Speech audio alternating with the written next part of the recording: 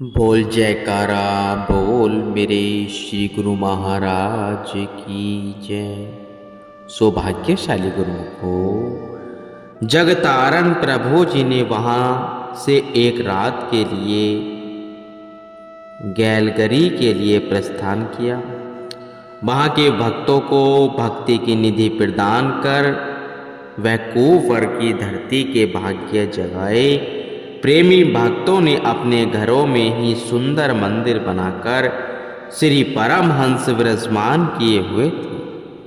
आप उनकी प्रेम भक्ति पर अति प्रसन्न हुए। रात्रि समय संगत के लिए उन्होंने एक स्थान आरक्षित किया हुआ था। सभी प्रेमी वहां आकर श्री दर्शनों वह प्रवचनों का लाभ उठाते। एक दिन आपने पावन वचनों में फरमाया, सबसे ऊपर भगवान है, नीचे हैवान है और बीच में इंसान है। इंसान चाहे तो कुसंगति करके हैवान बन जाए और वह चाहे तो संत सत्पुरुषों का संग करके भगवान से एकाकार हो सकता है। भगवान तक जीव कैसे पहुँचेगा?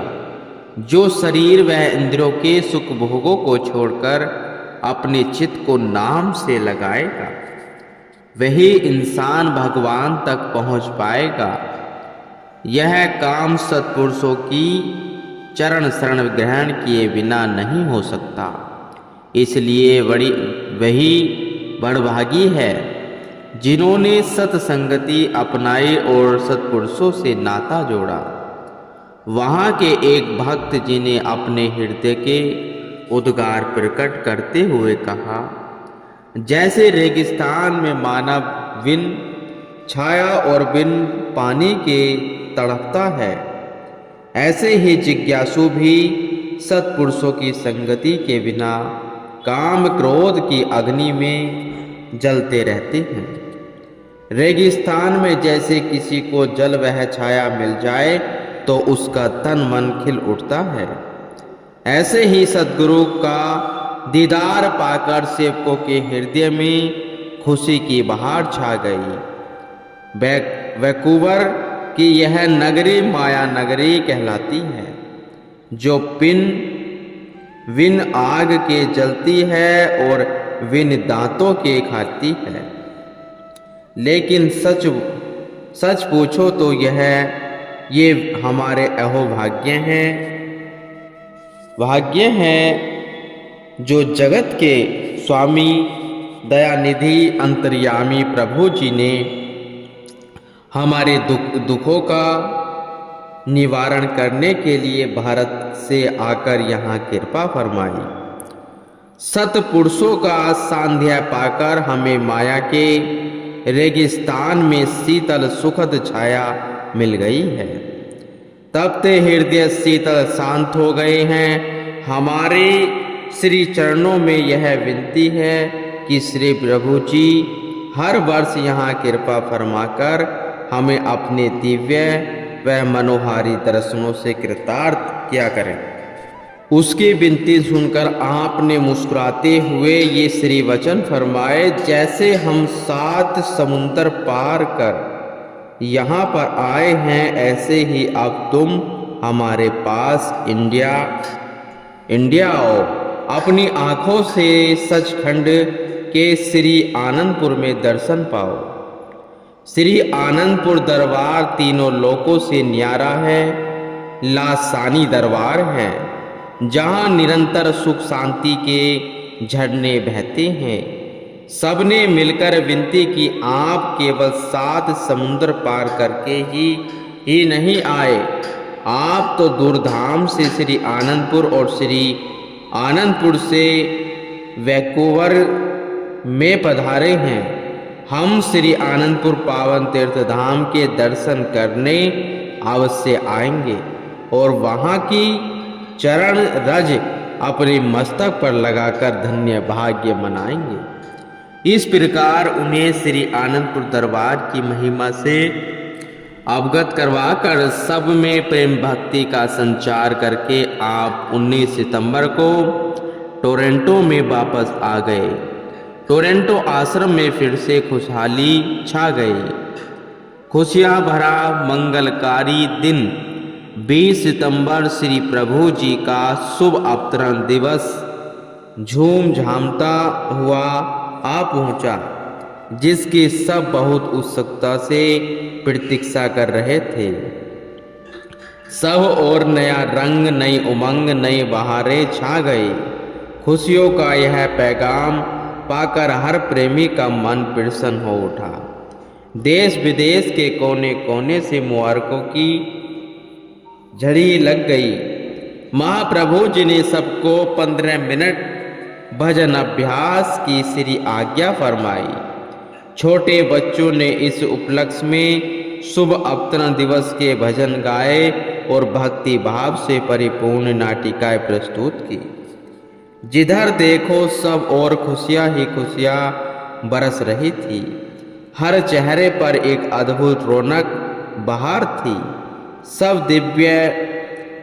दिव्य मस्ती में झूमकर उस अलौकिक आनंद की अनुभूति कर रहे थे जो ऋषि मुनियों को हजारों वर्षों की तपस्या के पश्चात भी मिलना असंभव है। इस शुभ अवसर पर संगत इतनी अधिक आ गई कि आश्रम छोटा लगने लगा। आपने इसके विस्तार हेतु सेवा के भंडार खोल दिए। सबने इस सेवा में जो आनंद पाया वह अवर्णनीय था। इस प्रकार कुछ दिन यहाँ रहकर सबको रूहानी खुशियाँ प्रदान कर आपने अमेरिका के लिए प्रस्थान किया। न्यूयॉर्क 23 सितंबर को जब महाप्रभु जी ने न्यूयॉर्क पर वापस कृपा फरमाई तो उन्हें सौंपा गया सब कार्य संपन्न हुआ देखकर अति प्रसन्न हुए। सेवकों को बढ़ाई देते हुए सब पर कृपा दृष्टि डालकर सबको खुशियाँ और प्रेम के भवसागर में भिगो दिया। फिर फरमाया,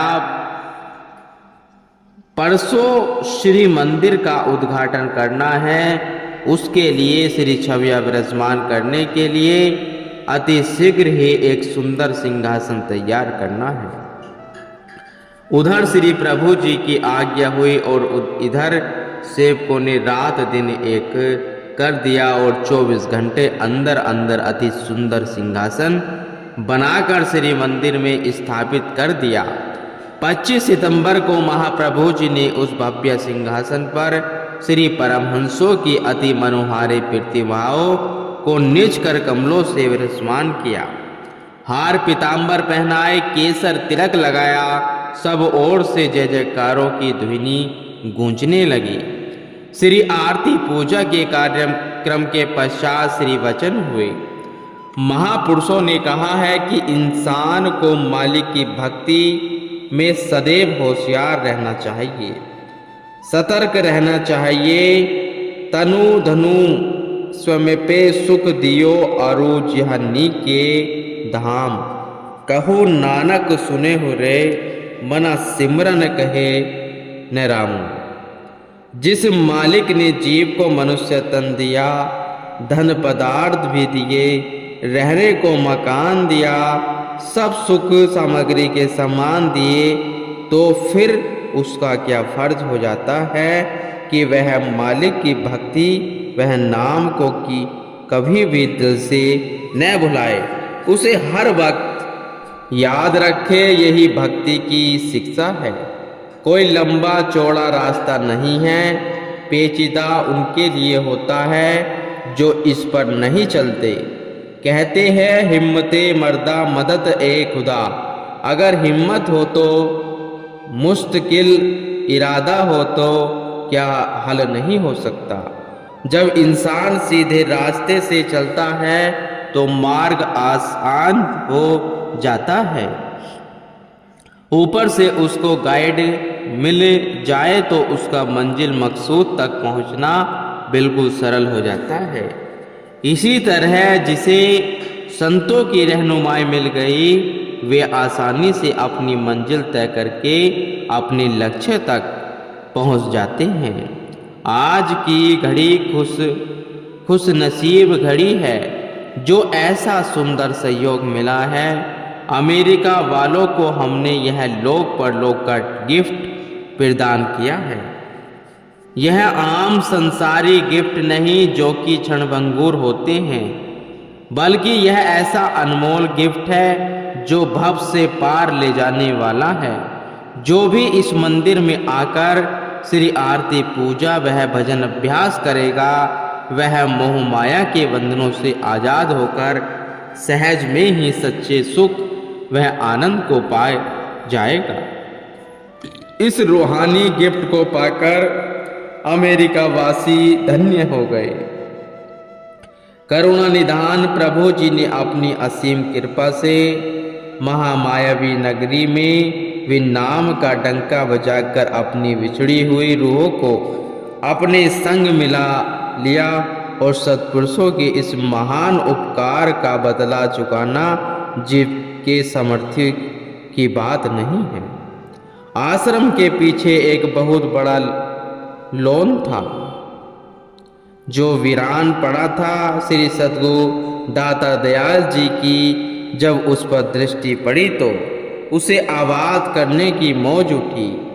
महापुरुषों की जहाँ दृष्टि पड़ जाती है, फिर यह समझो कि उसका कल्याण निश्चित है। मौज में आकर सभी सेवकों को वहाँ बुलाया और फरमाया कि हमारे पास तो 2 दिन शेष हैं, हमें इस लोन का नक्शा बदलना है। आप सबको यह सेवा की पवित्र दात सौंपी जा रही है। इस लोन के चारों ओर सड़क हो जाए और पेड़ पौधे भी हो जाए। यह कार्य तभी संभव होगा जब सब मिलकर इसे सेवा में पूर्ण चित्त से भाग लेंगे। श्री आज्ञा पाकर सब सेवक पूर्ण उत्साह से इस सेवा कार्य में जुट गए। उसी समय तसले, फावड़े, वेलचे आदि मंगवाए गए और आंसुएं वहां विराजमान होकर सेवा कार्य करवाने लगे। कहाँ पर कैसे और क्या करना है सब साथ साथ समझने लगे। एक मिक्सर मशीन ने आकर बजरी, सीमेंट, रेत का मसाला बनाकर नीचे फर्श पर गिराना आरंभ कर दिया।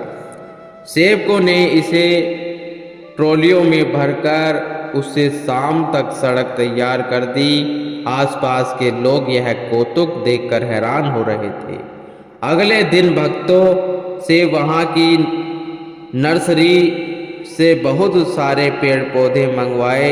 आपने कुछ निज कर कमलों से लगाए और शेष पौधों को भक्तों ने गड्ढे करके जमीन में आरोपित कर दिया और सायंकाल तक फल फूलों के सब पेड़ लगाकर बगीचा पूर्ण रूप से तैयार हो गया। आप सारा काम पूर्ण हुआ देखकर अति प्रसन्न हुए। भक्तों ने भी श्री दर्शनों वह सेवा का यह दुर्लभ अवसर प्राप्त करके अपने भाग्य को सराहा और सबको 5 नियमों में दृढ़ रहने का सदुपदेश देकर अपने लंदन की ओर प्रस्थान किया। गुरुमुख।